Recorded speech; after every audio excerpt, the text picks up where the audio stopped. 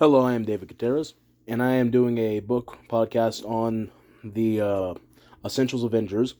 For anybody who does not know, most of the early Avengers comic books were posted in one giant chapter book, sent out to schools, meaning that the book I was reading was not necessarily one story, it was multiple stories.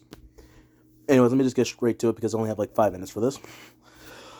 So because there's so many stories inside of just one book, I'm only going to be facing around two major stories that have major impacts across the series. This being comic book issue 69 and comic book issue 78, I think. So, comic book issue 69 starts off with inside the Marvel Mansion.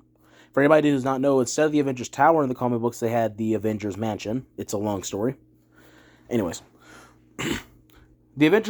inside the Avengers Mansion, there was something called the Cube. The Cube is a prison where they would store prisoners, kind of like Arkham Asylum if you ever play the Arkham games. Anyways, inside of that prison was Kang the Conqueror, which for anyone who does not know who that is, he is somebody who's from the future who would go into the past and kill people. Or more specifically, try to kill Captain America, who changes the future for some odd reason. The comic book's very inaccurate. Anyways, he manages to escape the cube and grow back to normal size. And he starts destroying the entirety of New York, causing the Avengers to have to go after him for the second time. This is not the first encounter. Thing is, though, they fail. And Kang is able to capture them into a ship.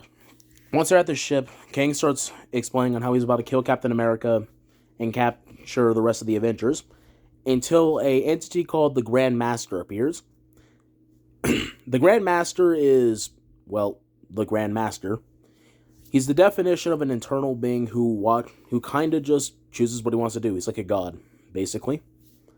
Yeah, comic books are weird, trust me. Anyways, the Grand Master stops Kang and tells him, hey, don't do this. Trust me. There's bigger threats among the horizon. So, Kang decides to stop his attack, and then the Grand Master sends the Avengers back to Earth. That's the end of the first comic book issue. I'm not joking. You can check the book.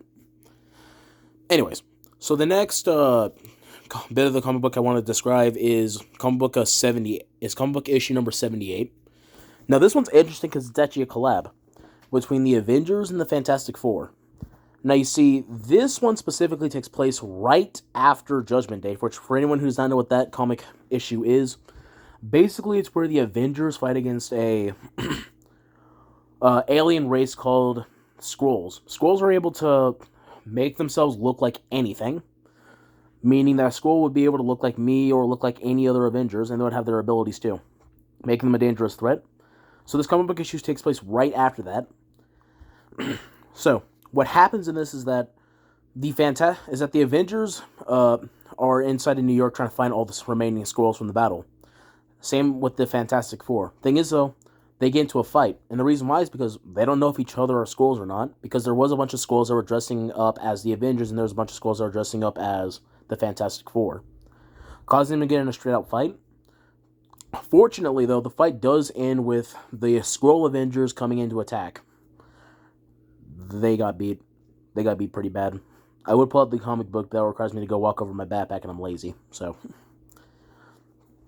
anyways, after the Skrull Avengers get beat by the Fantastic Four and the Avengers and the Fantastic Four now come to an agreement and decide that they would go to overthrow the Skrull Queen. Which, if the Skrull Queen gets overthrown, the Skrull race loses, and that's the end of the issue.